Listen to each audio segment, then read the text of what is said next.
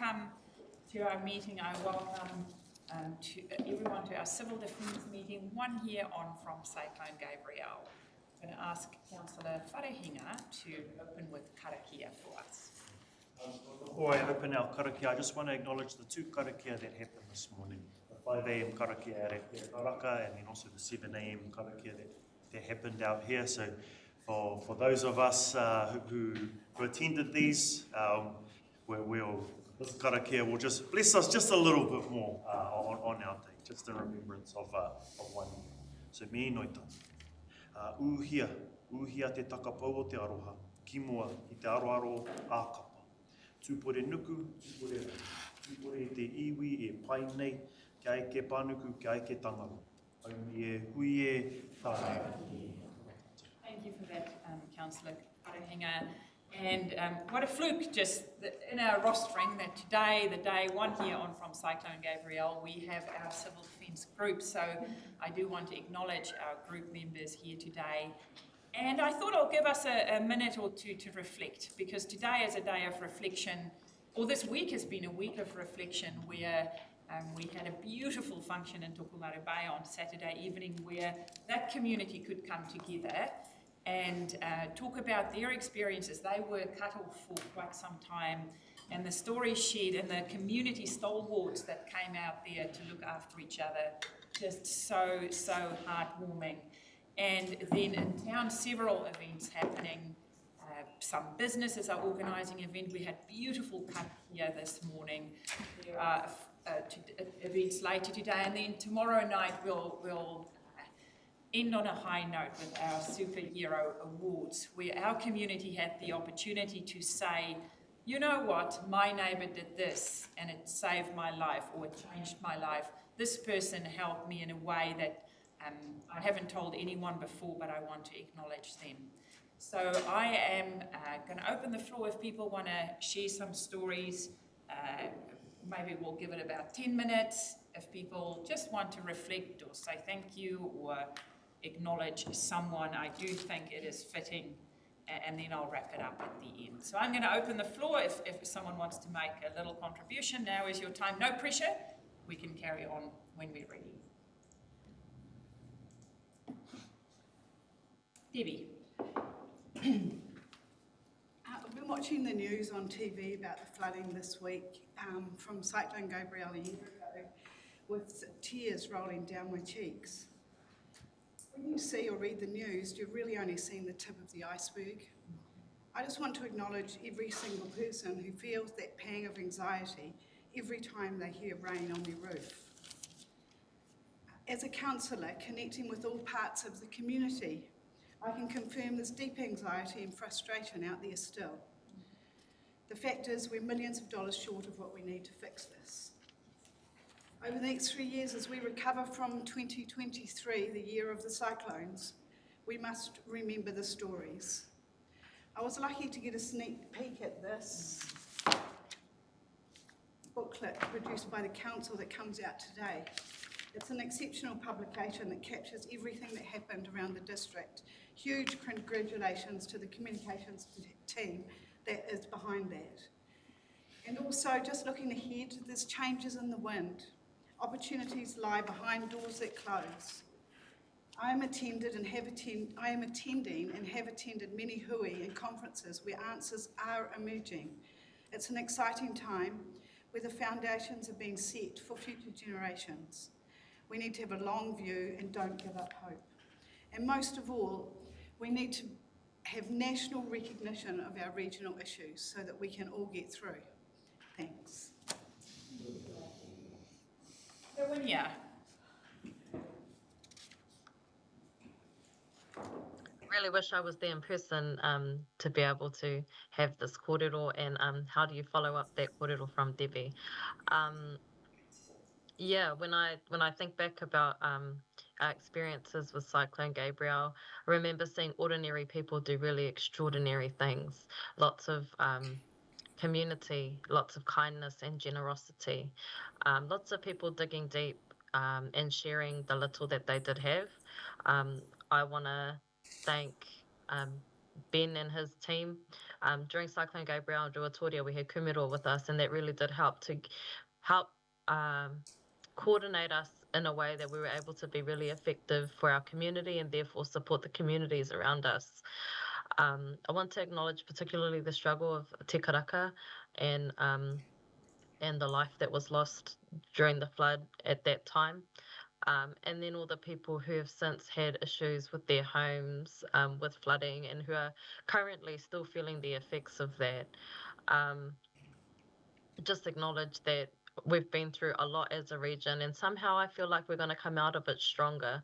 Feel like we're closer now than we've ever been. We're more aware of each other, and we're talking more and more about what is the wellness, what is the future, and what are our hopes and dreams, even though we're coming out of devastation. And I think that's a good place to be.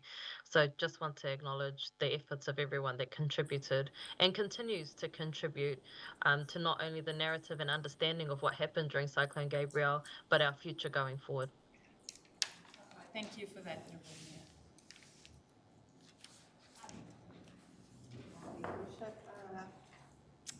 Me kia koe Chair Josh Motu Karakia i te atarei. Tautoko anau ngā mihi kua mihi a iwi korua ko Rawinia i te ata nei, tau pahori.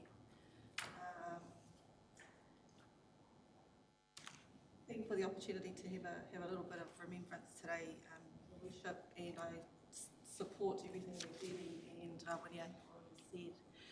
But also to acknowledge all those who passed during that time, not necessarily from the cyclone, but just from just during that time there was a lot of mate as well, and with communities cut off, we weren't able to bury people here in Taruhiru. We weren't able to bury people at home, just for the fact that there was no way of getting back to our urupā. So I want to take this time to acknowledge all of our mate, ngā mate huhua, puta no te tai rāwhiti, puta no te motu. So many were gone, and we still remember them. We haven't had time really to tangi for them, and a lot of our whānau are still grieving, and will continue to grieve, not just for people lost, but for people are lost, for homes lost, for kaimoana lost, and for the state of our awa, our whenua. There's so much to do. And all of that has had a vast and long-term effect on our haura. The rise of mate hinengaro, anxiety, illness has been massive through this time. So there's much work to be done. And I also want to acknowledge all of those who, we've got a special occasion on Thursday night to acknowledge our unsung heroes, but there will be so many more that don't have time to acknowledge, or the names haven't come up, but there are so many more, hundreds, if not thousands, of Tairāwhiti people who contributed to the effort. Many of them voluntary, most of them voluntary, I'd say, who have worked through these difficult times for many years now. So I take this moment to acknowledge all of them, all of those that have gone, and that are no longer here with us as well. And look forward to the future, but also that we know that climate change is here. Cyclone Gabriel was not the last. There are going to be many other weather events ahead of us, and how do we best prepare our region for what's to come. And grateful that we've got Ben. I know he's thinking about this all the time, the next disaster. How do we best prepare for that and get our people ready? So, ngā whakaaro nui ki a rātou mā, kua riro atu ki te pō, rātou kua haere i ngā tau, i te tau kua hori ake nei, haere atu rā koutou, ki tu Aotearoa, ki te hunga o te kahurangi, ki te marae o hene o te tauana. Kia ora, thank you, Your Worship, for this opportunity to kōrero. Unreal is what I think of about what we went through over this last year. Unreal devastation, unreal broken roads, unreal no water, unreal too much water, unreal how much silt we have, unreal. And then I circle back to our people, and what unreal people do we have in this region. Unreal leadership in all of our different places, in all of our different hapu. You know, all of those people that our communities look to in order for guidance inside of their different areas, who are all by themselves. At Waipiro, at Whareponga, out at Te Karakia, in here, and even in inner Kaiti, all by ourselves because we had no comms. So absolutely unreal people. I think of the leadership when I think of unrealness, but then I also think of all of these people that have been nominated for these hero awards who think that their actions weren't hero actions, but they absolutely were. Helping out someone who didn't have cash to buy some food, you know, giving them 20 bucks, 50 bucks. That teacher that went around visiting all of her students to make sure that they had things to do over this time. All of these small stories, just thousands and thousands of them across our region. So yes, I think with one part of my brain about the unreal devastation we went through, but man, am I grateful and do I acknowledge just how unreal everybody is in Te Tairawhiti. So if there's anything that I want our people to hear of, if there's anything that I will continue to remember from this day, like what has already been said, is just how absolutely proud I am of our unreal people in this region. Kia ora tātou. Kia ora, Josh. Anyone else? No pressure. If not, I will wrap us up.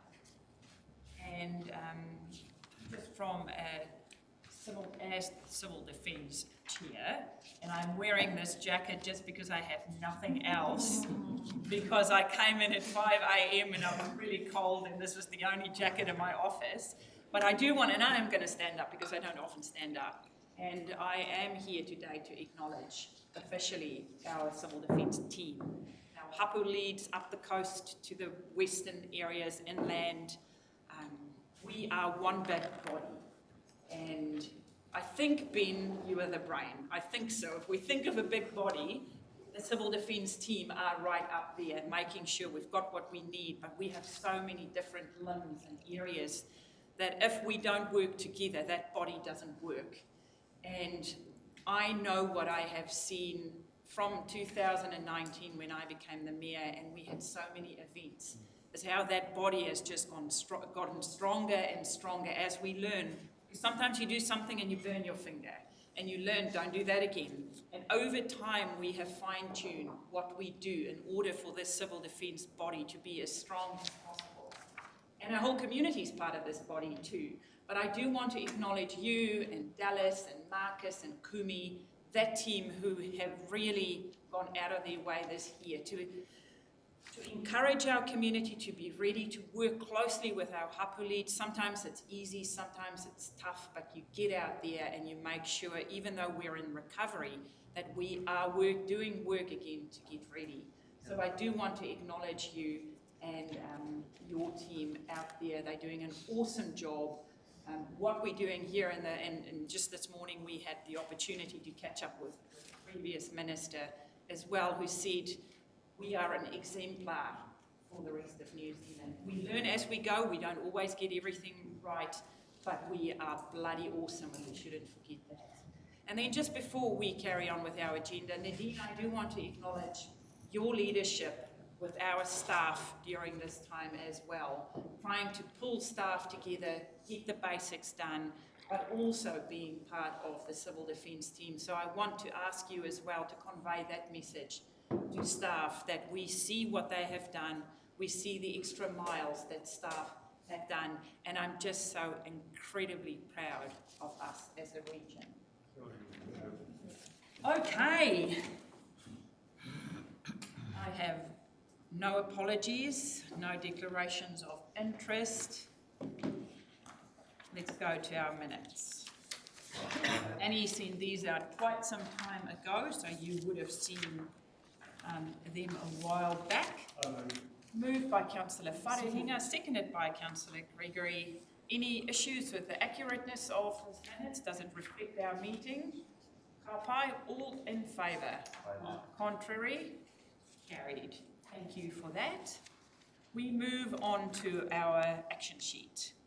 So you can see that our first one is still in progress, and then our second one was, can we just update the date, please, for Dr. Murray's Makarokano video thingy? And then the other is a completed action, so thank you for that. Okay, councillors, we move to our committee recommendations on page 8, and you will see the recommendation there. Nadine, do you want to talk about that, please? Yes, so through your worship, so each civil defence emergency management group is required to have a group plan. We had been holding off on reviewing, undertaking a comprehensive review of that group plan because of the potential changes that may happen through legislation. There are likely to be more changes or different changes proposed following the recommendations from the inquiry panel that undertook its investigation into the severe weather event. And so in the meantime, we have a group plan that's slowly getting out of date and not fit for purpose. So we are proposing that we proceed with a comprehensive review. Pretty confident that what we come up with by way of our review won't be in conflict with any potential changes, and that there are some we will be able to adequately accommodate for as we proceed through that process. Okay, so that is quite straightforward. We were thinking of delaying, but at this stage we are steaming ahead, and then as changes come out with new legislation, hopefully we have a good idea where it's going, but then we'll pivot and incorporate it in there. Any discussion around that? Just a recommend. I'm very happy to move this as the chair. Second. Seconded by Councillor Wharehinga. Ka pai, all in favour? Contrary? Carried. Okay, who is going to do? Anita, welcome to the table. You can park up in the office here. Thank you for that, Councillor. So we're on page 9, just a recovery update. Kia ora tātai. What a 12 months it's been. Just like to acknowledge the kōrero this morning. It was really moving. I'd just like to take the paper as read this morning, but would like to note that there are a few things that have happened since the last update. One has been the recent approval of funding from government, which includes 5.6 million for the removal of commercial silt. That's going to be a huge relief in terms of those commercial operators. We've been in contact with those people to let them know that we will be making sure that those payments in the third tranche go through as soon as we can. Also, you'll note that in the community-led recovery planning of the paper, there is a bit of a gap. I apologise for that. Rod will cover this more in the presentation that he will give.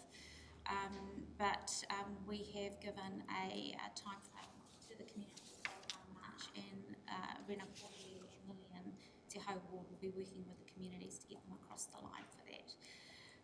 Rod will provide a presentation now. It's in your papers, which will give you more detail around what's happening with the recovery. If anyone has any questions before then. All good. Thank you, Rod. Well, thank you, everyone. And anniversary of our cycling today. Bringing those corridors that we had, so thank you.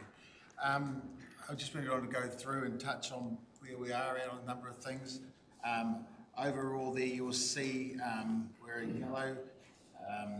We've got well-defined programs underway with a structure to accommodate demands for funding levels and prioritisation of what funding we do have. Large projects in woody debris, business case with CHIP to confirm drawdown of funds. So we're working through that on a number of our funding applications back into the central government while we signed our agreement back in November for the Crown Treasury funding. We've still got a number of steps to actually go through to actually help draw that funding down, which we're working through. Small roading projects, some of the scope confirmed with dropouts. There's iwi projects in there. We're working with iwi on the $27 million over their priorities for roading and which roads they want us to focus on. And Mahaki and Ngāti Porou have certainly given us what their priorities are there, and we're working through that. Cat 3 fossil, the negotiation team, so the buyouts, just on the buyouts there, we have got a company called Align to actually lead the buyouts and the negotiations with residents on that, and I will talk a little bit more about that. Flood mitigation, obviously there was some work already in our LTP that was underway, which is the Waipawa Stop Bank, which is nearly completed, but we are having a workshop this week on some flood modelling resilience for Karakia and starting that process there to draw down some of that. Community engagement, and Anita did point to that, that was red, and the reason it came up red is because we've actually extended the time frame there to the 1st of March, so it's probably still in time frame, but because of the way the system pulled it through as red because it was behind time frame. So I do apologise for any confusion that may have caused. The Recovery Office, engagement with newly elected government, discuss further funding options, and that has been led with Nadine and our worship. We had ministers here late last year, and I'd like to think that the result of the funding announcement on Sunday was a result of those conversations and those continued conversations we're having at a level. And a drive for recruitment to fill vacant roles across the recovery. And we go into large roading projects and woody debris. Woody debris extraction contracts are signed and delivered. We're well into the Te Arai. We've got meetings with Rongawhakata for the more areas of up there in the Te Arai to work through. Waimata works well underway, Wawa and Waipu. We have contracts there with Ngāti Porou. We are working with Rongawhakata, Tamahiri and Mahaki across the region there. And the new 18 million that we have been awarded over the weekend, we will be working with iwi on their prioritisation to continue to make sure that's where. So some of the highlights is the signing of the contracts with Ngāti Porou, the large clean-up of beaches. We've predominantly done a number of beaches across our region, which has been a huge success given our season. Tikapa is about to get underway. One of the last ones. I saw the look here. Tikapa is on the agenda. We've got quotes and everything to get Tikapa underway. And the last part, there's two parts. There's Brown Beach, where Tamahiri and Rongawhakata have certainly given us some really good guidance on what they want to happen there. And part of that is actually leaving quite a bit of the wooden debris there to rebuild into the dunes and just to take a little bit of it away. And that's the same really from Pacific Street down to the river mouth down there, and we've been with Rongawhakata around how we can extract a burning spot down the end there. So we are still across those projects and blocking them in. One of the biggest issues that we do have is actually disposal of the wood. While we are birding, we only have a small number of high oxygen burners across the region, so that slows it down. So we are looking to create disposal sites that are specifically we can actually do open burning, and we are working with FENS and what that may look like. That will help with obviously getting rid of as much woody debris as we can. Sorry, it's over there. COVID. All that gone away. It seems to be amazing how many staff we have. 4 staff out of a little office last week on COVID, so it's making its way back around the place. And the bridges, significant amount of work on the program within outside a region with bridges, because there's obviously a demand with Trek as well being in town and us working through that. Small roading projects, again, that's the dropouts, iwi community projects that I did speak about prior. Some highlights there is a major milestone as assignment of project managers to deliver dropouts, iwi and projects, community projects and disposal sites. We have a number of disposal sites that across the region, and I think there's about 140 of them we used during Cyclone Gabrielle which we've probably only closed off about half of them. So there's a whole project on its own to get around and close off and make sure those, we do what's right for the landowner that's actually given up their land for us to actually just dispose some of that stuff, use as disposal sites. Fossil. A lot happening in the fossil stage. Categorisation, I think one of the biggest celebrations to date is that we started the fossil process with about 1,800 properties in there, and we're probably down to around 10 properties to be categorised. So that's a huge effort from the team, and that has been done predominantly as BAU. It's been a workload put onto the staff in the council, and have come together and actually worked on that to get down to that level. So we are working through that, so I think that's a huge kudos to the organisation. In our Cat 2P, we're about to sign the agreement. Once that goes through, we're not far off getting the agreement back to central government, and then that policy for Cat 2 lifting, which Cat 2P is lifting, will come back to council to endorse that policy. Cat 3, we're forecasting to settle on 11 houses per month. We have our first 2 in the pipeline, so that's great work. And Pauline and Damien and our team are working with PwC and how the funding will come in, but we're actually very close to actually putting our forecast in to start to draw down the funds back from central government on the Cat 3 buyout.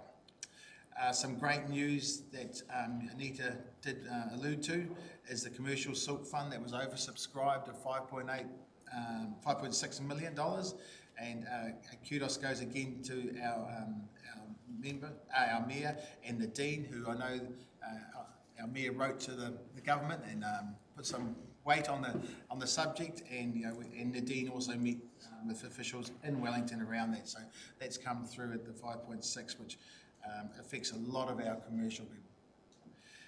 So that's a great highlight. And then just the buyout negotiation team, we've appointed a line, and the pre-negotiation with owners is nearly complete. So we've done all the valuations of all the houses. We're just into that negotiation stage to buy them out. Risk and issues. Funding will need to be closely monitored with both the Cat 3 and Cat 2P negotiations, because even the Cat 3 buyout, we have got more houses than we originally budgeted for, but we need to hopefully continue to manage that and what that looks like. Potential risk of litigation, property owners, if we've seen to be not consistent in our approach. So that's something that I know that we are working with our legal team and Joe with across that to make sure that we aren't opening up to litigation into the future. And successful time for categorisation of properties and recovery navigators who are working with Manaki Tairāwhiti. I would have to say that our social needs with our navigators, as the feedback we get from our community is very, very positive. We don't get a lot. They're starting to get to that stage where they're probably at the bottom and they want to see that action where we are, but we can see that bell curve turning with some of our community, especially in the fossil and in with the Cat 3 and Cat 2P lifting of houses. So I think that's another great story for the organisation. Flood mitigation. Slides. Flood mitigation. The Waipawa Stock Bank, obviously we spoke about that. We have drawn down, I think we've been awarded about 17 million from CHIP, which is the Crown Infrastructure Partners, to do our first couple of stages of investigation and look at doing some work in the stock banks that's happening. And as I said, there is a Karakia flood resilience model, calibration hydraulic model completed, and we are going to have a review of that later this week.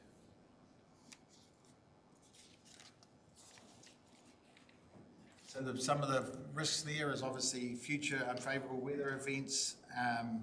We go there where we can't work because it's too wet, and then you get it till it's too dry and need water then to put the dust down. So you go from one extreme to the other in what we're doing there. There's a whole lot of next steps there, and I'm happy to take any questions on as we go through. Community engagement. as I said, that was read in the risk part, but that was because we have changed the date to the 1st of March. I must say that the communities have been very proud, and it's been quite a ceremony, and led by Michelle Frey and the team who have been going up to the communities, and the communities have been handing over their plans, and it has been quite an emotional, Michelle said it's quite emotional to be there and actually receive it, obviously the communities are putting a lot of time and thought into that. What we need to make sure is those plans, where they align with the three-year LTP recovery plan and how they fit into that, and obviously with the recovery we've done. But it's been a great initiative, and it's working well. It's just, some of these communities are doing these as volunteers, and it's actually trying to help work with them to get those completed as quickly as possible. So it's about building those relationships there. Capacity constraints with the community, working to recover from impacts of Cyclone Gabriel, as well as carrying out their normal day-to-day activities is the biggest risk. That's what the time delays are, but we are sort of working with them to help them on that. But I'm really happy to take any questions. Thank you for that, Rod. Anything else you wanted to add, Anita? Thank you for that update. Any partai? Councillor Telfer. Yeah, Rod, this is just a generalisation comment. I'm not going to give individual. Quite a few different councillors have been hit with from contractors and that, saying that they've got gear parked up and they're going to have to lay off staff because they haven't got work because there's no money or whatever. Is this the problem, real problem, or? Yeah, quite a few. There's just comments coming to us that they're ready to do the work, but they haven't. Look, I'm happy to answer that, and we have Tim here as well, who's the Director of Lifelines. From a recovery point of view, the funding that we've got to do the dropouts, all that sort of work, is just being scoped, and we're only just getting that funding from the Crown Infrastructure Partners. So that's very much from a recovery point of view and reviewing Crown funding, which is the deal that you signed off. That funding is only just coming through the door now. We had to do a PDP, which is a project delivery plan, which we've done prior to Christmas. They've now come back and accepted those. Now we've got one more plan to actually submit back to them to actually get the funds released. But the project managers are out there scoping their work and working to get that work underway. So as soon as that funding's through the door, we'll be able to start that work process. Yeah, because it was just around some of the comments were around the thing that we've got this big window of great weather at the moment, and we miss out and it gets pushed into the winter. So that's just, it's just some generalisation comments. We do feel that, and we understand every day is a day that the wind is disappearing. So we are working with the government to get the funding released and get the next stage is to do a project-specific plan to them. So they've only just come back yesterday and asked for that. So we need to then go through that process as well. But that shouldn't slow us down now to get going, because the projects are getting scoped and the work's underway. Councillor Gregory, thank you. Thank you. Thank you for the report. To be honest, I found it quite lightweight. I went back to November's recovery report, and in particular there was a piece about house lifting, and the draft plan developed to enable lifting of houses had been confirmed by government, and then in this one it says house lifting policy guidelines have been developed, which seemed not to be right to me. I wonder if you could explain that. Also, it says in this one that funding will need to be closely monitored. And when do we see some figures about what's been spent and where it's going, or even a budget for project managers, you must know that much, maybe. So those are my two questions. Anita. Through the Chair, so in relation to your first point around house lifting, that has been a process that has basically been an iterative process, and while we were thought very much earlier on that we were sort of close in terms of getting to an agreement around that house lifting policy.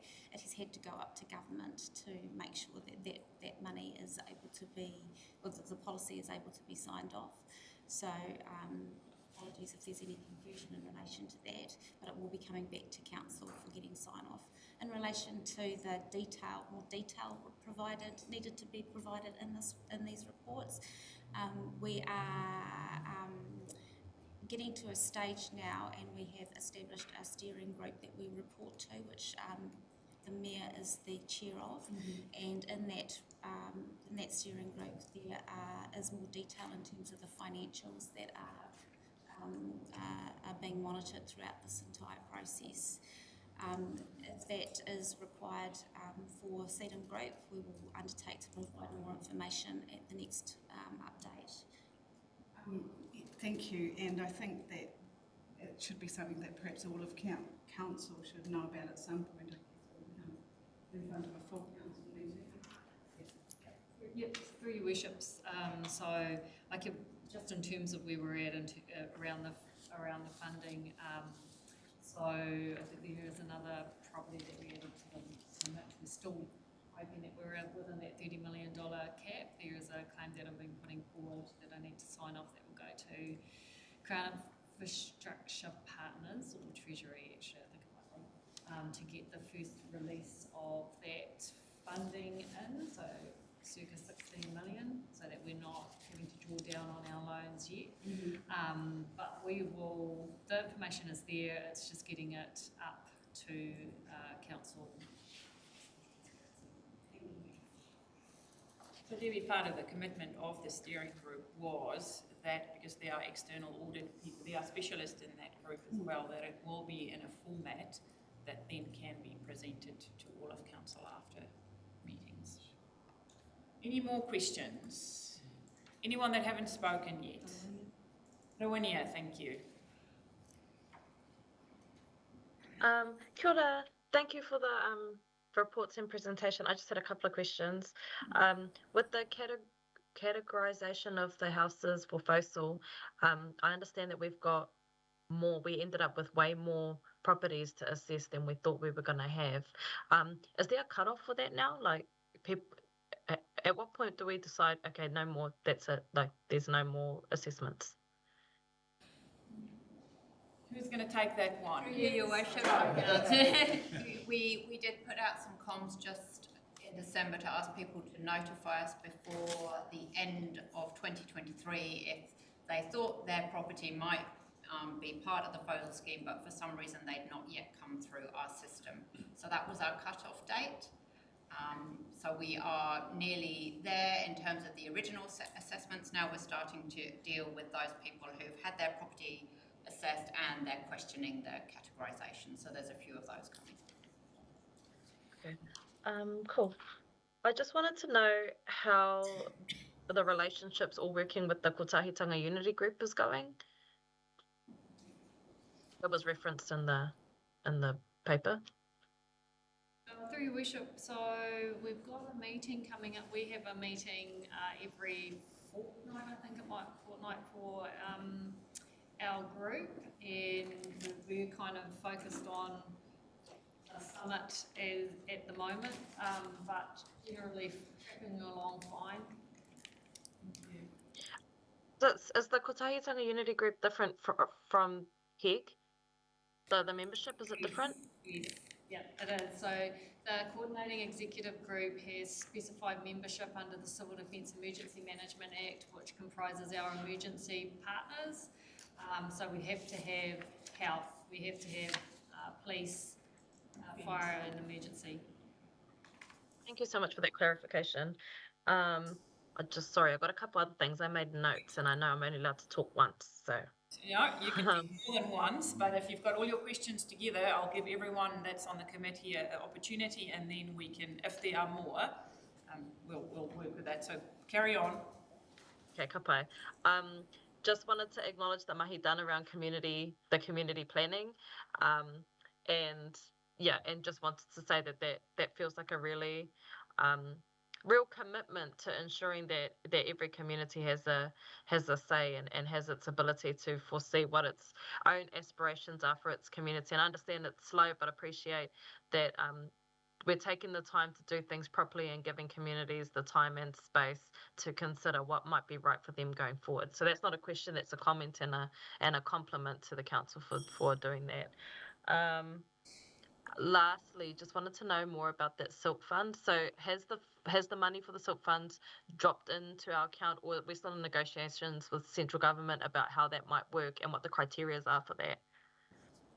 That fund's already allocated. The fund is already allocated. I'm not sure whether it has yet been dropped into council's coffers. No, through your worship, but the funding wouldn't have dropped straight after an announcement.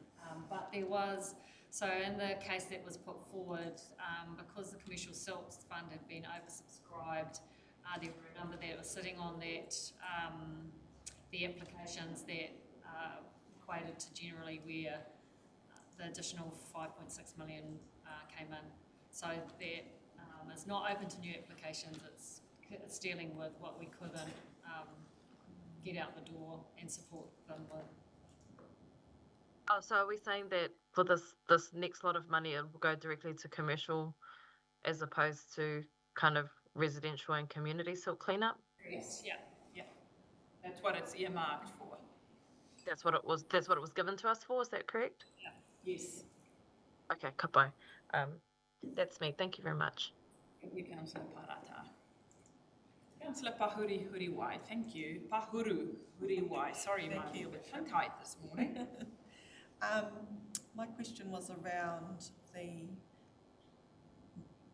I guess I'm thinking about the next event and the level of silt in all of the riverbeds. And is there a plan to dredge the rivers to make sure that the next event doesn't have such catastrophic results? Rod and Tim. I might just comment on just in terms of the modelling that's being undertaken. So we've done some aerial mapping. That'll give us an indication around what's sitting within those riverways, how far it's coming up, and how it's impacting on the current flow. But there's also the width that needs to be taken into consideration. So there's a bit of work that's happening in that space through the science and the river teams to do that.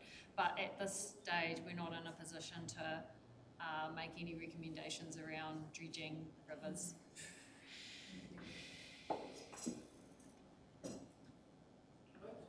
No, I think that was that was the answer? This was the answer, yeah. Okay. Well, and I raise that because with each heavy rain now, doesn't have to be consistent, steady rain for days, but it doesn't take much for the waterways to become flooded and for the riverbeds to continue to rise. So, very grateful for this dry spell we're having.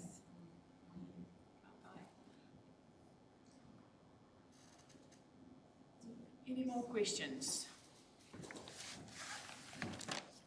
Your Worship, just in regards to the modelling of the rivers, is there a time frame in regards to when it comes back? Yeah, so through your worship, so we're doing it by areas, right? So we've got funding for flood control, that's the $64 million, of which part of it goes towards Te Karaka. Then we need to flow on to the other areas, so there's Uawa, Tokomaru, all our other rivers that was provided in the list that we provided to Crown Infrastructure Partners.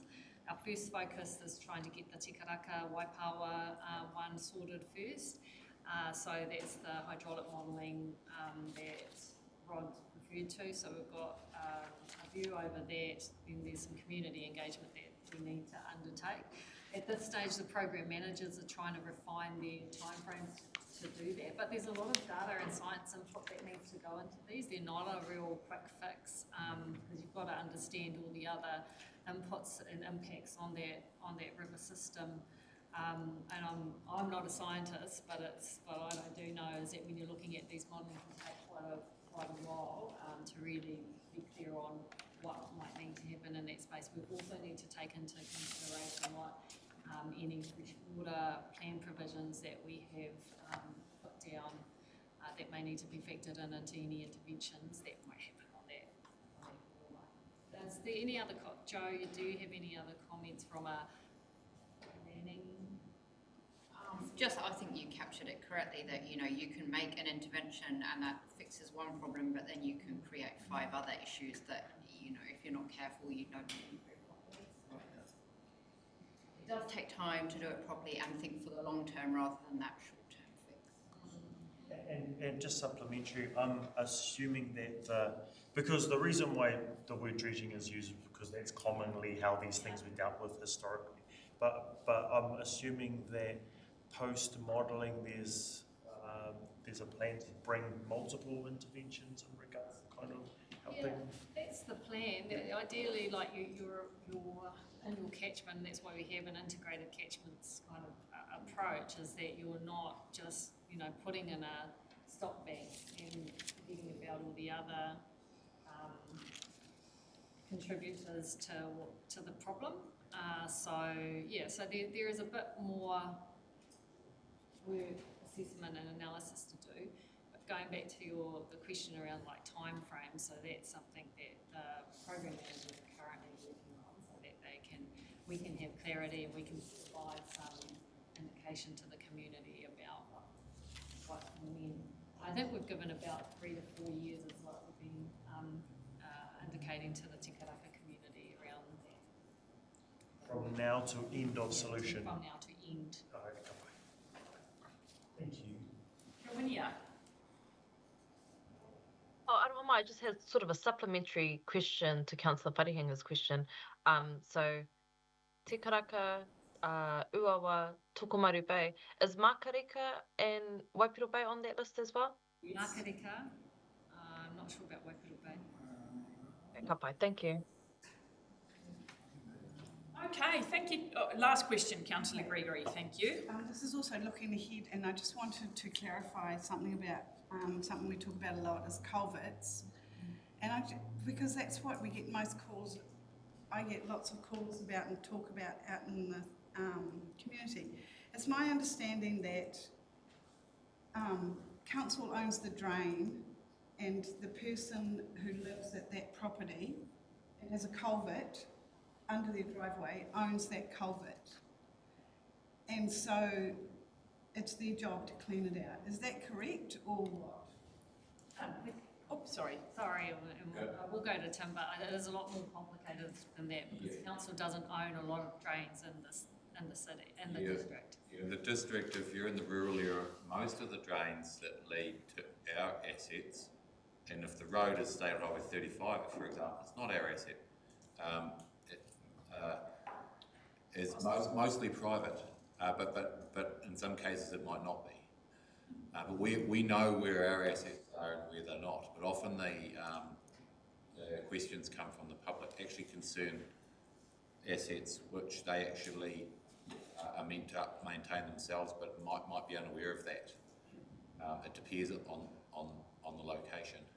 So, and then our storm systems are related to roads, and there's separate ones for drainage as well. So just trying to build up we know where our assets are, so a really important part of that is being able to identify the culvert, where it is and what location. We can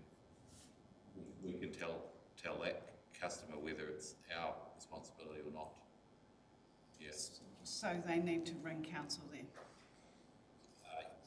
People with problems with culverts?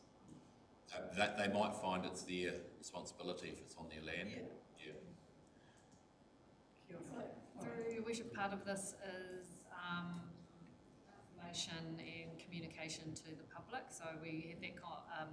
We were talking about drainage and the priorities around that. So the team are pulling together some information for council to understand our drainage network, what our responsibilities are, how much of this is actually council's problem and private property problems, how much of it's attributed to roading and growth and all that, just so that we were talking about the same thing, because I think there's an expectation that council's responsible for every single drain in the district, and we are Definitely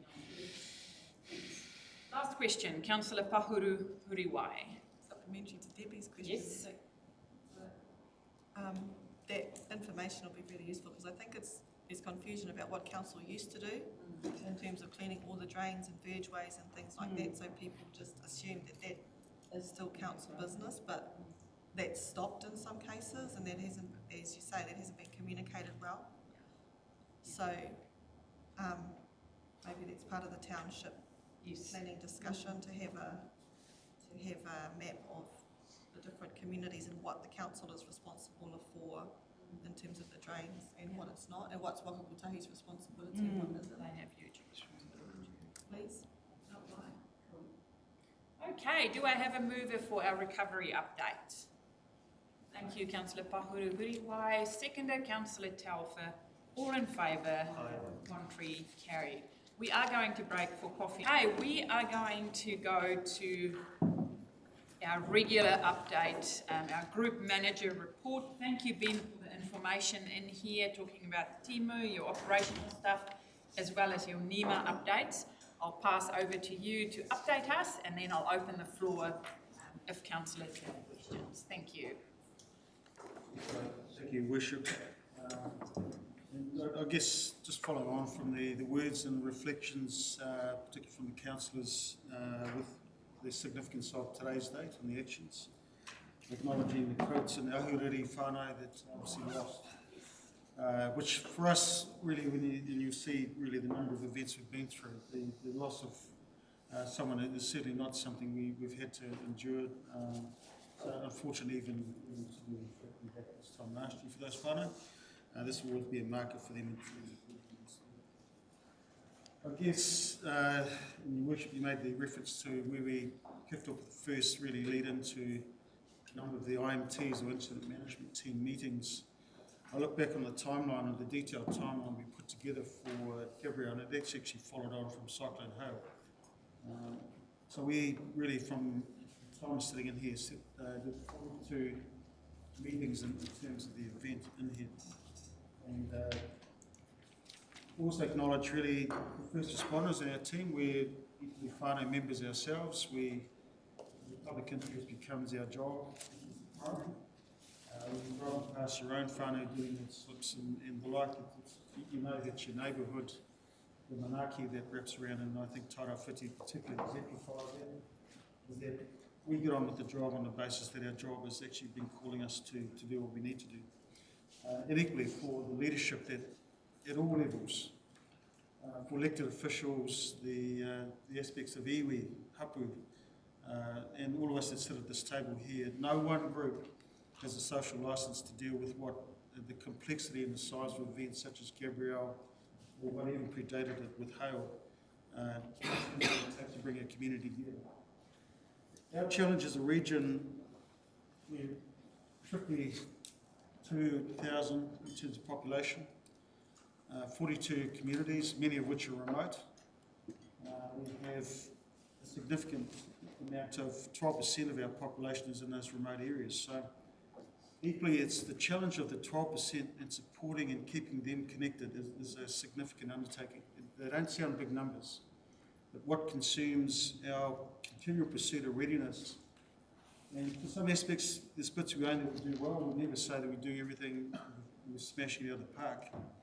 But the operational, experiential knowledge that this team, this region has, I can certainly say where we were 12 months ago versus when I started 2 years before that, I wouldn't have wanted to be where I was 2 years ago trying to deal with an event of this scale.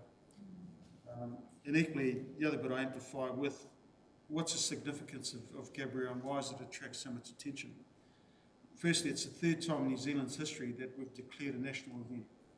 So you then take into account that every community in Te Tairawhiti had a primary impact, which means that they're directly being impacted by flooding or the physical effects of that. Everyone else that weren't being directly impacted had a secondary impact. So that's where infrastructure's out. We've got access issues, and everything that then takes away the bits that people rely on for their life, whether that's utilities, communications, power, and that's the ability to know who's who, or sorry, where everyone is. Now, when you put that on this table here, it's the challenge of what it takes to run and lead a nationally led, but certainly a regionally coordinated event, and that's not a small undertaking. I think for a lot of our communities, and I would make reference to the 12% that are the small communities, that probably it's not so much relevant to them in terms of the size and the scale of the event. We were one of sort of 3 regions that had significant impact. Their senses around this, what happened to us and how we felt. Of course, that's quite a challenging aspect when you don't really see the scope and the lens of what it took to sit across and deal with this. And we were one of 3 regions, and even I'd rank our region, even though with the significant damage we've had, which is a Bedford recovery report, we weren't the worst hit region, and that in itself is really where your national main effort has to acknowledge the life of Hawke's Bay. So I see it as a privilege to lead the team we have, the way that we come together. We're well supported, we're well led with particularly, I think our mayor in the what's very much for the national focus this week, which is a focus on Gabrielle and really what the region went through. The National Emergency Management System certainly has things to tend to, but it reflects really that climate change, as Councillor Pahuruhuruwai mentioned, that climate change isn't just a slow incremental creep into our lives. It's actually, it turned up 3 years ago, and I look back to the first flood in Tukumaru Bay and Arthur Street. And that was the canary in the gold mine. That canary certainly made itself present as we rolled on from that event, and then we had the Sponge Bay flooding and the like. So we've got to scale fast, we've got to connect, we've got to take the aspects of integrity on how we do our craft, but the leveraging of how we need to all work together. There's no one group that will actually be that group that will actually assume the total aspect of emergency management in this region. And I think you take that on a national scale, we need to achieve the same there. So we certainly had time to reflect. If you want to look and get an understanding of what and how the whole event rolled out, we produced the detailed timeline for Cyclone Gabrielle last year. When you see that, it got every critical event and decision relevant to where those are made. And of course, it doesn't then go down to the intimate layers where you've got your community groups. The reference to ordinary people doing extraordinary things, that's exactly what happened. And as the Deputy Mayor made mention of, we're acknowledging those that have been put forward to the recognition of superheroes.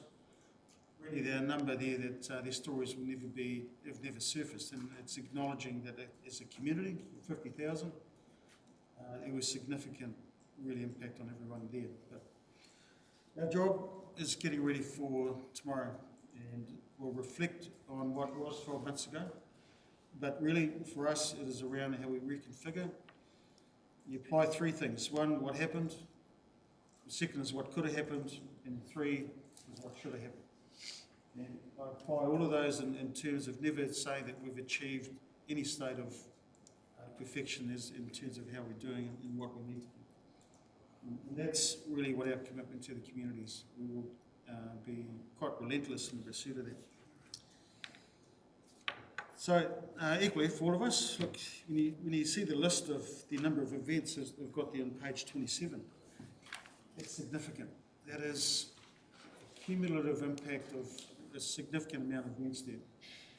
Not an investment into our water pipeline. I don't envy Lifelines for the fact that our water pipeline runs 40 kilometres into a pretty tenuous country. And as we know now, the challenge of connecting our township to that, and equally our roads.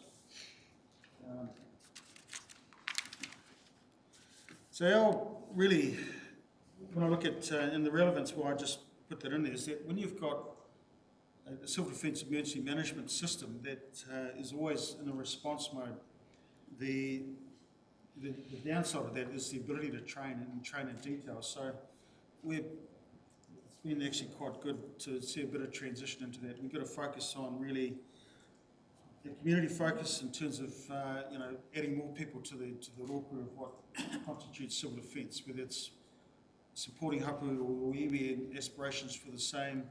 What we have is existing relationships with our emergency service partners, and very much a community focus for that. So this year it certainly will be around the aspects of the training component, which we're well underway with now. A bit of a few warning signals at the start of this year with the number of thunderstorms, events and what's coming through. And at end of last year there's 15 cyclones. I was talking to Councillor Paudu Huruwai just prior to coming into this. Now we've seen a significant number of those come out of the Northern Pacific. Certainly Australia's borne the brunt of those, but of course we only need one that slips through that net or takes a northeasterly track into the North Island, much as we had last year. So where are we 12 months on? I take heart in the fact that we have made significant gains in a number of areas. We've got particularly the fact we've got an emergency centre that we can activate now, and this is where the emergency centre was 12 months ago. When you look at what's here versus what we have prepared and invested for, take heart from the fact that we actively really pull people into that space in terms of getting them fit for really the next game that we'll be running on for. Equally, one of the aspects particularly coming out of Gabrielle is the number of new groups and the community links. For those not familiar with it, community links is a reference to our volunteer groups. They're reflective of community with its hapu involvement, certainly some aspects of iwi involvement as well. But we've certainly seen the formation of groups, and that reflects that people want their own mana to deal with the aspects of being a community, not being a recipient of a welfare response. Last week, Te Karakia, we had the rural entities there that covered Kanakanaia, Wharaturu, Rere, and the Otoko area who've looked to form that rural collective, and we're in the active process now of resourcing and giving them the training to actually connect with the rural entity. Equally up the coast in terms of our small areas, particularly more relevant now with the likes of Tikapa, Reporoa, and it's born by necessity, but it's great now we're actually getting the ability to connect probably more than we've been able to connect in detail before. So that's probably my summary of the last 12 months, quite a few. I'll just now move across. We did, towards the end of last year, in the start of December, for those that did come down, I did see Councillor Gregory there was going to drink some of the water out of the Tarihiru when we had our water filtration system there. But that was certainly quite a key display for us. The project, as I've made reference to in the narrative, has been something it's taken 2 years to build. And the basis for that is the equipment that is in those caches, which we're in the active stage of deploying now. It's not something you can buy off the shelf. It's not, you walk into Bunnings and you walk out with a desalination unit. What this particular layer of equipment provides is capability. And I'll emphasise the word capability. It's the ability for communities, the remote areas where we've got this equipment, to self-sustain on the basis that we're planning for a catastrophic event. Okay, so catastrophic, what we went through with Gabrielle was a severe weather event. Catastrophic, you're into your Hikarangi or your Alpine fault, which are obviously our major seismic events that are going to be for New Zealand, the number one priority for our national family. So also it was great to have the Minister, it was his first official engagement coming, and managed to hijack his schedule, knowing that there was a little gap there, and for him obviously being certainly very much local in the sense of his previous life here. Great to have him back here, and look forward to his tenure for the next 3 years with us.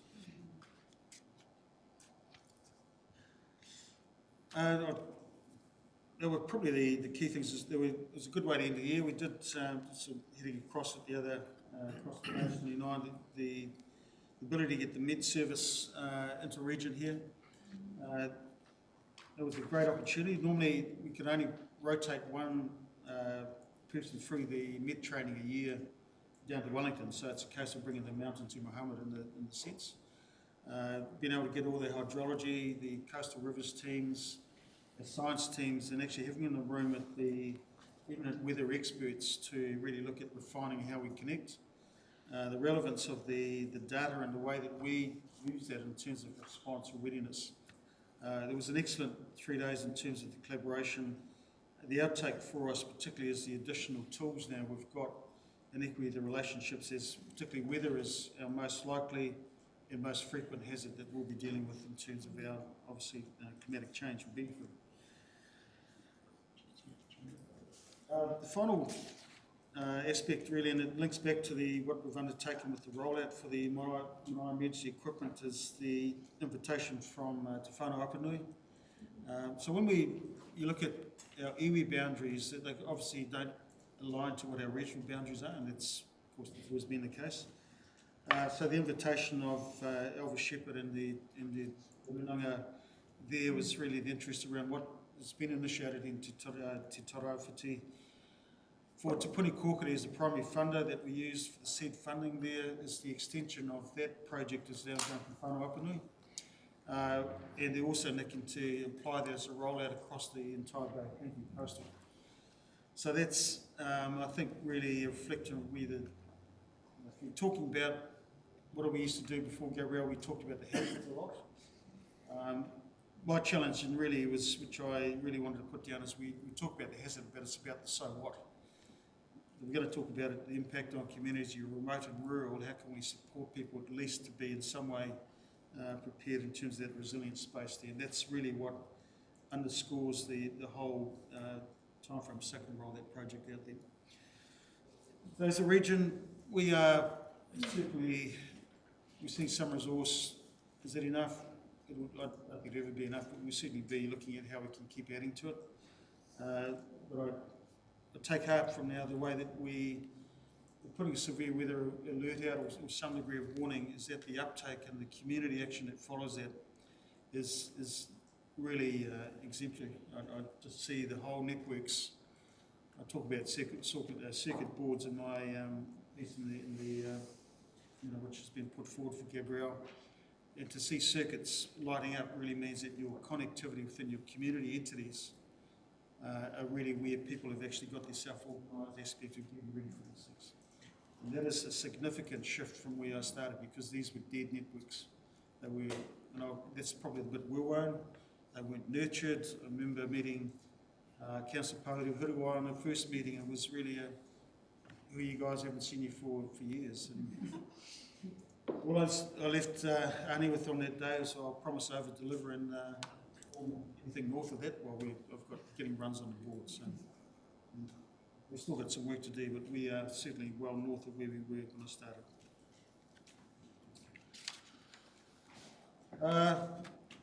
Just the final bit, I'll just cover the group welfare and then hand over to Ian Wilson for the NEMA update. So the welfare coordination group, Dallas Haynes, very active in terms of what has certainly been connecting, and having just been at Tukumaru in last weekend, the needs assessment training, and what that translates to is making welfare visible, people awareness in terms of what actually constitutes welfare and how do you connect into it. And what we're finding really is the engagement level that equates to really the responsive aspect of they know what they're connecting into. We've probably, I think for Dallas, has had over 200 people through since September last year. We're now connecting with the roading teams, the biosecurity team here at Council. Now the relevance in forestry, the relevance of those particular groups is that a roading team will often be the first group of people that will have physical contact if you're going to a rural area. So the ability actually, when you do that face-to-face with the initial contact, to capture that welfare needs assessment is actually quite a vital node. We'd otherwise be trying to do that remotely or trying to get someone out there to go and do that. And that's an operational outtake from what we've been through from successful events. How can we better configure to get what we need to be identified for welfare to be responsive? Other aspects there, particularly with the welfare coordination group, and Worship made reference to aspects that I think sometimes we, in terms of being humble, we don't over-accentuate the bits that we do exceptionally well nationally. I think our welfare system in particular is a connected entity. It's cohesive, connected, and it's actually functional. I wouldn't say that's applicable across all the 16 groups.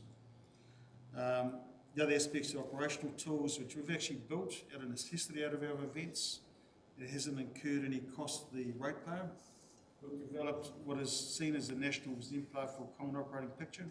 Many of you, if you've been in the centre, you would have seen that tool. It's how we're doing a welfare dashboard, the aggregation of our data that really allows how we run the event. We've got to look at the dials and really the tools that are critical for us. And that, along with really the operational experience that we gather every time we're touching the space, is the latter is something you can't academically train for. The experiential aspect and how the learning's applied is a critical point. I haven't included what I would otherwise normally have is the work schedule for 2024. That's really, we're just aligning that to the priorities we need to the training ready for our next week meeting. And other than that, worship, I'll Awesome. hand over to Ian for the email. Thank you for that, Ben, and welcome, Ian. Thank you also from us for your support and the NEMA support, not only in the last year, but since forever, and just especially in the last while where we worked closely with yourself and with NEMA. Much appreciated. So I'm going to hand over to you, Ian. Oh, thank you, Your Worship. And look, it's an honour to work with you. And I'd like to offer you the comments of everyone around the table in respect of the event and acknowledge the actions that were taken by people, and also respect and remember, I guess, the losses that were suffered right across the community. I'd also like to acknowledge, I guess, the leadership by yourself and the group and the communities. In this response, everyone stepped up and everyone went beyond what was required, and it was really heartening to see. And look, you did show New Zealand exactly what you could do and how you could do it. So well done, and congratulations. In respect to my report, just building on Ben's catastrophic planning, we've developed a national handbook at a national level. It's hazard agnostic. But it is for a national level, for our national control of how we would coordinate, I guess, across government and stakeholders. We recognise that that's only at a national level, and we're going to make workshops through the year to work at a local level, to look at how we would integrate it with you, and obviously respond and meet your needs as well. The Emergency Management Bill has been put back onto the Select Committee timetable. It has been extended until the 19th of December 24. This is Parliament extended the timeframes, one to allow, I guess, the new minister to have a look at it and have a look at the submissions to the Select Committee, but also to give consideration to the reviews that are underway at the moment as well. Exercise Rūwhenua is the other one that will make a real drawdown on your time as well. However, you get to choose exactly how you want to play. The scenario is set for the unzipping of the Alpine Fault, but it'll start south to north. The effect on Wellington will be pretty similar to what the Kaikoura earthquake will be. So there'll be obviously a huge shaking here and some in, I guess, Wellington. Palmerston North. How it would affect Gisborne, that's up to you to look at and how you would decide how you want to play. You don't have to activate your ECC, but our strong recommendation is that you would have a controller, I guess a welfare manager, a planner, and even a recovery coordinator available, because we will run those emergency meetings and start coordinating it. You could develop it in your own right and look at how do I do assessments within my community, what effect it would have on my communities, do I want to have a look at how the other communities within your isolated areas are looking and how they're developing. That is up to you to decide. Other than that, I will leave it to you, and thank you for your assistance throughout the year and all the hard work that you've done. Thank you, Ian. Thanks a lot. Okay, councillors, thank you, Ben, for a thorough update. Thank you also for accommodating and when the ministers came, but I think the community really enjoy when they see us putting the tents up and showing them what happens and how water are clarified. I think the more of those types of events, maybe with schools, that you anyway do, it gives the community assurance that we know what we are doing, but also let them know what they can do and what they need to do. So thank you for that as well. Councillors, are there any questions of Ben or Ian in regards to the updates that they just shared with us? No? Oh, thank you for that, Ben. Awesome. Keep up the great work. I know that there are lots of things that we can do different and better, but I also know that if we get a severe weather warning tonight, is that you activate and this community know that there are people who are there to look after them, but also what our own responsibilities are. And it will grow and grow. More people become aware what is expected of them and their little whānau and their whānau plan. And the pānui and the way you guys communicate through the Facebook page, but also going out in the community and going to schools, make our community aware of what their roles are, but also what civil defence roles are. Yes. Sorry, Bishop. Thank you. Thanks, Ben, for your report and for the money that the team's done to bring forward and to improve things. And, you know, the centre is a massive accomplishment to coordinate everything. And I just had a question.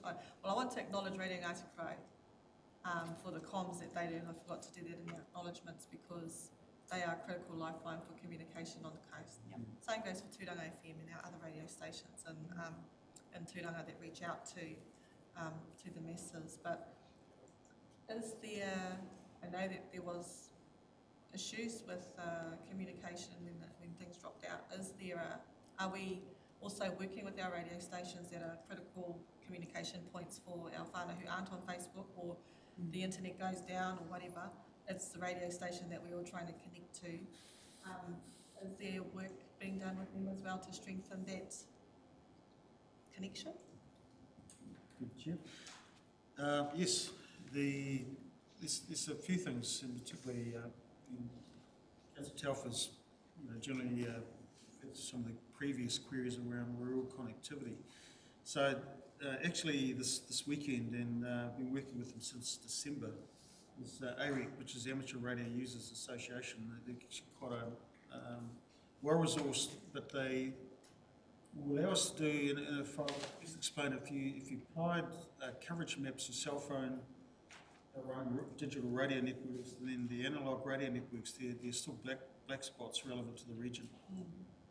What I'm actually, or imminently working on now, is that knowing where specifically those locations are, is resourcing a different type of equipment into those reaches. They tend to be, around the Waipu, where the Tikapa area around Reporoa, inland, sort of Tauwhiri Pārawai, up in some areas of the area there. And really that's, if we go back to one of the biggest challenges we had, particularly just after the initial impact of where we were this time last year, really is one of the key objectives for the event was to account for everyone in district. Now that in itself is really you're conducting a detailed search and rescue grid search of the whole tairāwhiti to say, have we accounted for everybody? Now that certainly was achieved, a lot of effort, but of course having connected everyone, you couldn't stay connected with everyone. And therein is probably where the real problem was. What can you actually resource there for those groups to have a node that actually allows them to maintain continuous connected? Equally with radios, and I know we're not talking radio stations, but there certainly are radio networks. Part of that AREC, A-R-E-C group, and what we have is an MOU with them, is I'll practice those radio networks weekly in terms of radio calls, the schedules, and getting people really. We have the tool that's actually operationally exercising it and using it. And that in itself really is, it's a significant shift from where we've come from. And also I want to add to that in regards to connectivity, electricity, as well as internet. I'm working alongside our Member of Parliament to regionally lobby, because that's not what we are responsible for. It is other entities, but it's so needed in a region like ours. So I'm involved in some work there as well, which then will help us all to stay connected when next in a situation like that. So there's lobbying happening there as well from that angle. Yeah, all good. Is around, we've had the helicopter buzzing around that's been causing all sorts of information on the coast. The Equitel. Is that information going to be of use when it comes to modelling for our future events? For the Chair, I just had a chat with the hydrology team lead on Monday, not talking about that specifically, but obviously helicopter flying over bush in some areas of the community is more concerned not around what's under there. Why is it there?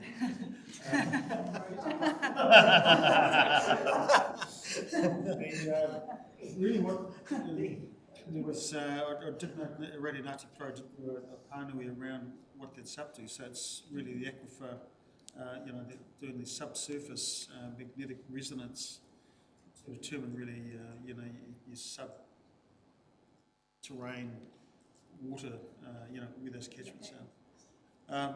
What the size of the data sets, and this is an Australian company that's running it with their own equipment they brought over from Australia. What it takes to process that data will be quite some time to do that, but it's obviously quite relevant in terms of what particularly the hydrology team will be using it for. It's not, they've flown it, you'll soon see something that's going to be a product, is what I took away from it.